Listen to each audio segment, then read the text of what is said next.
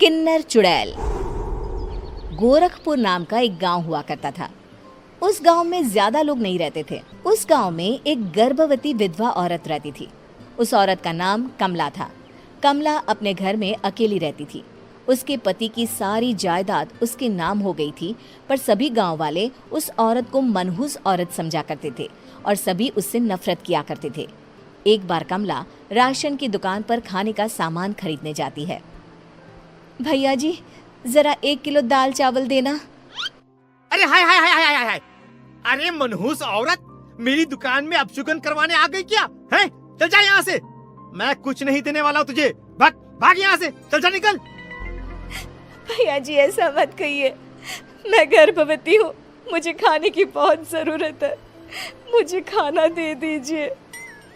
दुकानदार कमला को वहां से धक्के मारकर भगा देता है। तभी कमला रोते रोते उस गांव के किन्नरों के इलाके में आ जाती है। गांव वाले किन्नरों को उसी इलाके में रखा करते थे, क्योंकि वो लोग किन्नरों को पसंद नहीं करते थे और उनके इलाके में रहने से मना करते थे। तो किन्नरों ने उसी गांव में अपना एक इलाका बना लिया था।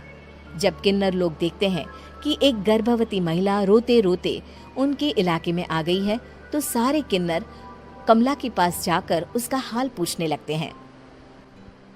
क्या हुआ बहन, तुम्हारी गर्भवती अवस्था में इतनी बुरी हालत कैसे है? तुम रो क्यों रही हो? तुम डरो मत, हम तुम्हें कोई नुकसान नहीं पहुंचाएंगे। तुम शांत होकर सब बताओ कि हुआ क्या है। मैं कमला हूँ, मैं गांव के दूसरे इलाके से आई हूँ। 2 महीने पहले ही मेरे पति की मौत हुई है। मुझे गांव के लोग मनहूस मानते हैं, क्योंकि मैं विधवा हूँ और गर्भवती भी। वहाँ के लोग मुझे खाने के लिए कुछ बेचने के लिए भी तैयार नहीं, जिससे मेरा गुजारा नहीं हो रहा था। कोई बात नहीं कमला, हम तुम्हारा ख्याल रखेंगे।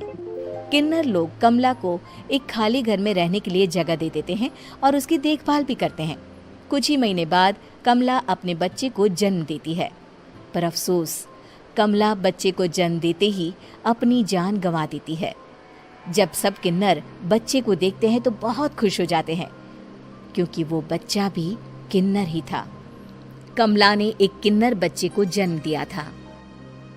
अब इस बच्चे की देखभाल कौन करेगा? हम तो इस बच्चे को गांव के दूसरे इलाके में भी नहीं भेज सकते। और तो क्या हुआ, इस बच्चे की माँ नहीं रही तो हम इसे पालेंगे। अब ये हमारे इलाके में रहेगा, हमारे साथ रहेगा। फिर वो किन्नर उस किन्नर बच्चे को गोद ले लेते हैं, उसका नामकरण कराते हैं। उस किन्नर बच्चे का नाम शक्ति रखा जाता है। देखते ही देखते शक्ति बड़ी होने लगती है। उसके रंग रूप बहुत सुंदर थे। वो बहुत सुंदर किन्नर दिखती है। एक दिन शक्ति एक किन्नर से पूछती है, माँ जी सुनिए ना, ये गांव के दूसरे इलाके में भी तो लोग रहते हैं, तो हम वहाँ क्यों नहीं जाते? हम उनसे अलग क्यों रहते हैं? शक्ति, क्योंकि वो लोग हमारे जैसे नहीं, वो लोग हमें पसंद नहीं करते, इसीलिए हम उनसे अलग रहते हैं। क्यों? वो हमें क्यों पसंद नहीं करते? मुझे एक बार उस इलाके में जाना है, मैं एक बार वहाँ जाकर घूम कर आऊं। शक्ति, खबरदार, जो तू उस इलाके में कभी भी गई तो अपनी जान नहीं गंवाना चाहती तो उस इलाके में कभी कदम भी नहीं रखेगी, समझी? इतना कहकर वो किन्नर वहां से चली जाती है। शक्ति उस किन्नर की बात सुनकर बहुत रोती है। माँ जी, ऐसा कैसे कह सकती हैं? उन्होंने इतनी सी बात के लिए मुझे इतना डांटा। अब तो मैं उस इलाके में जरूर जाऊंगी। फिर एक दिन शक्ति गांव के दूसरे इलाके में चुपके से जाती है। ये लोग तो हमारे जैसे ही इंसान हैं, तो ये हमसे नफरत क्यों करते हैं? जब शक्ति उस इलाके में पहुंचती है तो गांव के सारे आदमी उसके रूप से मोहित हो जाते हैं। वो लोग ये अंदाजा नहीं लगा पाते कि वो किन्नर है।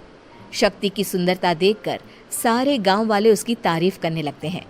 तभी गांव का चक्कर लगाने गांव के जमींदार का बेटा हर्ष वहां पहुंचता है। हर्ष भी दिखने में बहुत सुंदर होता है। जब हर्ष ने शक्ति को देखा तो वो भी उससे मोहित हो गया, और जब शक्ति की नजर हर्ष पर पड़ी तो वो हर्ष को देखकर मोहित हो गई। आपको पहले कभी इस गांव में देखा नहीं। इस गांव में आप नए हैं क्या? जी नहीं, वो मैं बस। तभी शक्ति बोलते बोलते रुक जाती है और मन में सोचने लगती है, अगर मैंने इनको बता दिया कि मैं दूसरे इलाके से आई हूँ तो वो समझ जाएंगे कि मैं किन्नर हूँ, इसलिए मुझे इनसे झूठ ही बोलना पड़ेगा। शक्ति हर्ष को कहती है, जी हाँ, मैं इस गांव में नई आई हूँ, यहाँ अकेली रहती हूँ। वैसे आप कौन है? आप भी इसी गांव में रहते हैं? जी हाँ, मैं इस गांव के जमींदार का बेटा हूँ। आपको किसी भी चीज की जरूरत पड़े तो आप मुझे बता देना, मुझे अच्छा लगेगा। ऐसे ही शक्ति और हर्ष एक दूसरे से रोज मिलने लगते। वो दोनों अपने प्यार का इजहार करने एक दूसरे से मिलने जाते हैं। तभी शक्ति का पीछा करते करते एक किन्नर वहां आ जाती है। शक्ति, शक्ति, मैं तुमसे बहुत प्यार करता हूँ। मैं तुमसे शादी करना चाहता हूँ। क्या तुम मुझसे शादी करोगी? हाँ हर्ष, मैं तुमसे शादी करूंगी, पर मैं तुमको अपने बारे में एक सच्चाई बताना चाहती हूँ जो मैंने तुमसे छुपा कर रखी है। तभी उनके बीच में ही वो किन्नर आ जाती है। शक्ति, तेरी हिम्मत कैसे हुई ऐसा करने की? वो किन्नर शक्ति को खींचकर गांव के जमींदार के पास ले जाती है। हर्ष भी वहां शक्ति को बचाने के लिए पहुंच जाता है। जमींदार शक्ति और हर्ष के प्यार के बारे में सुनकर गुस्से में आ जाता है और शक्ति को गांव के बाहर निकालने की सजा देता है। शक्ति ये बात सहन नहीं कर पाती और कुएं में कूदकर अपनी जान दे देती है। जमींदार हर्ष की शादी गांव की एक लड़की से करवा देता है, पर हर्ष इस शादी से खुश नहीं होता। शक्ति अपना बदला लेने के लिए मरने के बाद किन्नर चुड़ैल बन जाती है। अब मैं इन गांव वालों को नहीं छोड़ूंगी, अब इनसे मैं अपने प्यार का बदला लूंगी। किन्नर चुड़ैल गांव वालों को परेशान करना शुरू कर देती है। एक बार वो रात को गांव के खेतों में पहुंच जाती है और वहां आग लगा देती है। सारी फसल जल के राख हो जाती है। जब एक आदमी रात को उठकर देखता है कि खेत में आग लग गई है तो वो वहां पहुंच जाता है। वो देखता है कि खेतों के बीचों बीच एक किन्नर चुड़ैल खड़ी है और वहां खड़े होकर ताली बजा रही है। गांव वाला किन्नर चुड़ैल को देखकर बेहोश हो जाता है। जब सुबह उस आदमी को होश आता है तो वो सीधा जमींदार के पास जाता है। अरे जमींदार साहब, अरे वो किन्नर चुड़ैल ने मेरी सारी फसल जला दी। अब मैं क्या करूंगा? क्या होगा मेरा? जमींदार चुड़ैल किन्नर का नाम सुनते ही सब कुछ समझ जाता है। अब वो बहुत डर जाता है। उसी रात को जब जमींदार डर के मारे अपने कमरे में सो नहीं पाता, तभी वहां अचानक से किन्नर चुड़ैल आ जाती है। किन्नर चुड़ैल जोर जोर से जमींदार के आगे खड़ी होकर हंसने लगती है और ताली बजाने लगती है। जमींदार उस डरावनी किन्नर चुड़ैल को देखकर बहुत डर जाता है। तूने मेरे साथ बहुत बुरा किया, अब मैं तुझे जान से मार दूंगी। नहीं नहीं नहीं नहीं नहीं, मुझे माफ कर दो, मुझे मत मारो। मैं कभी ऐसा दोबारा नहीं करूंगा। अब तुम जो बोलोगी वही मैं करूंगा। ठीक है, मैं चाहती हूँ कि किन्नर इलाका गांव के इलाके से जुड़े और गांव का कोई भी आदमी किन्नर समाज से द्वेष ना करे, उससे नफरत ना करे, नहीं तो मैं सारे गांव को मार दूंगी। और तुम गांव में एक नया कानून बनाओ कि अगर किसी ने भी किन्नर समाज को हानि पहुंचाने की कोशिश भी करी या इनसे भेदभाव करने की भी कोशिश करी तो उनको कड़ी से कड़ी सजा मिलेगी।